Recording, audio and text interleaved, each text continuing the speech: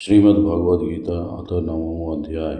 यान्ति देवव्रता देव न प्रीति यान्ति पितृव्रता भूतानि यान्ति भूतेजया यान्ति मदन्ता जिनोऽपि माम पत्रं पुष्पं फलं तोयं यो मे भक्त्या प्रयच्छति तदहं भक्तयुपहृति हितत्मस्नामि प्रयतात्मनः।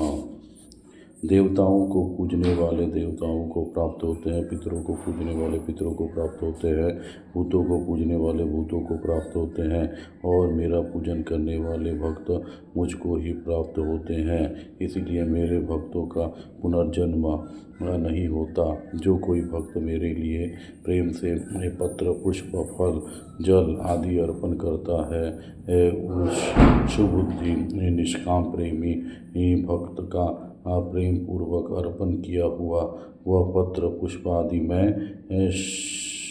सगुण रूप से प्रकट होकर और प्रीति सहित खाता हूँ। यत् करोषि यदश्नासि यजुहोषि ददासि यत पश्यसि कौन्तेय तत् कुरुष्व मदर्पणम् शुभाशुभ फलैरेवं मोक्ष्य कर्मबन्धनैः संन्यासयोग युक्तात्मा विमुक्तो मामुपैष्यसि। हे अर्जुन, तू जो कर्म करता है, जो खाता है, जो हवन करता है, जो दान देता है और जो तप करता है, वह सब मेरे अर्पण कर। इस प्रकार जिसमें समस्त कर्म मुझ भगवान के अर्पण होते हैं, ऐसे संन्यास योग से युक्त चित्त वाला तू शुभाशुभ फल और कर्म बंधन से मुक्त हो जाएगा और उनसे मुक्त होकर मुझको ही प्राप्त होगा।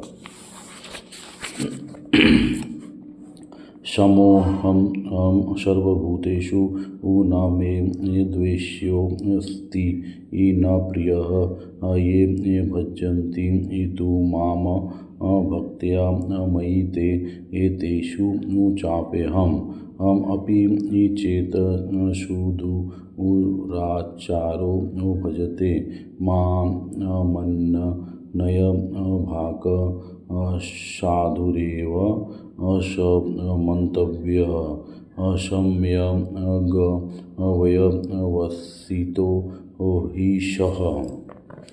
मैं सब भूतों में समभाव से व्यापक हूँ। ना कोई मेरा अप्रिय है और ना प्रिय है, परंतु जो भक्त मुझको प्रेम से बसते हैं वे मुझ में हैं और मैं भी उनमें प्रत्यक्ष प्रकट हूँ। यदि कोई अतिशय दुराचारी भी अनन्य भाव से मेरा भक्त होकर मुझको बसता है तो वह साधु ही मानने योग्य है, क्योंकि वह यथार्थ निश्चय वाला है, अर्थात उसने भली भांति निश्चय कर लिया है कि परमेश्वर के भजन के समान अन्य कुछ भी नहीं है।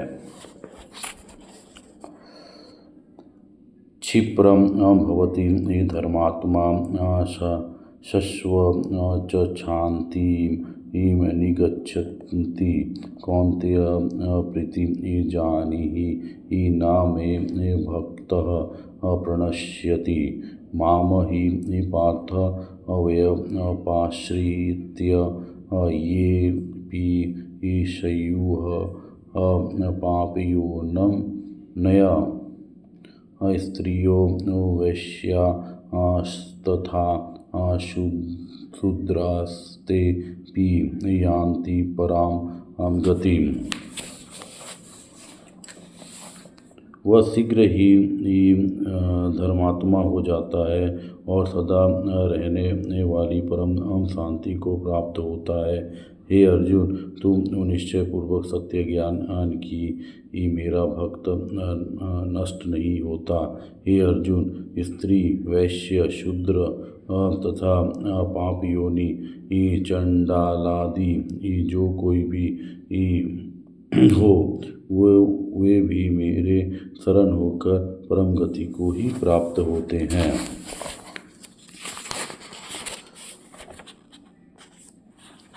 किम एम पुनः ब्रह्मणाम नः पुण्या भक्ता राजर्षयस्तथा अनित्य सुखम लोकमिमं प्राप्य भजस्व माम मन्मना भव मद्भक्तो मद्धाजी मां नमस्कुरु मामे वैश्यसि युक्तवे एव मात्मानं मत्परायणः। ओम तस्मदिति श्रीमद्भगवद्गीतासु उपनिषत्सु ब्रह्मविद्यां योगशास्त्रे श्रीकृष्ण अर्जुन संवादे राजगुह्ययोगो नाम 9वां अध्याय।